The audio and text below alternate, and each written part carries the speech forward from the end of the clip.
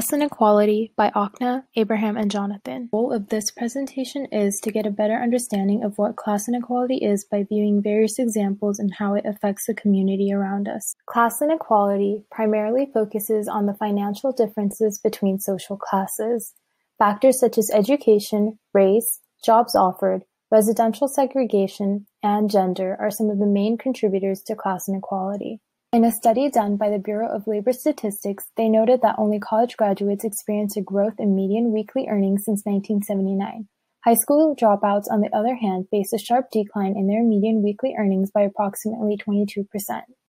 Another example of class inequality is the wage gap between men and women. It has been stated that women aged 35 and older earn approximately 74 to 80% of what their male counterparts earn. Women also earn only 76 cents to the dollar that men make. Class inequality has had a major role in sexism in the workplace, according to statistics posted by the Stanford Center on Poverty and Inequality. The average woman earned 60% of what the average man earned until around the 1970s. The number increased to 80%, but has remained stagnant ever since 2005. Education and racial inequity are affected by class inequality as well. The Stanford Center found that the racial gaps in education, in terms of the rates of high school dropouts, found that it was less with whites and greater with Hispanics. The gap also extended to college enrollment, with whites having the highest rate and African Americans having the lowest rate. Normalization in class inequality is that the upper class continues to get wealthier while the lower classes continue to get poorer, resulting in an ever-increasing gap between classes as generations go by. Norm is reflected in statistics of wealth inequality and wage inequality by the Stanford Center, where the center found that the wage inequality has increased substantially over the last 30 years, and that the top 10% of U.S. households held about 72% of the total wealth in 2007, compared to the 68% held in 1983.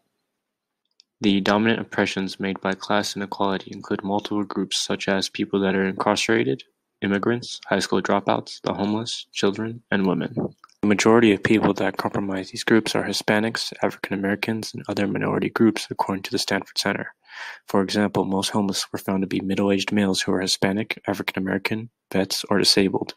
The same goes for people in incarceration, with the majority being high school dropouts and young African Americans. Our selected media highlights the gender pay gap, segregation and race discrimination, disadvantages, and wealth inequality between the wealthiest individuals and middle and low-class citizens.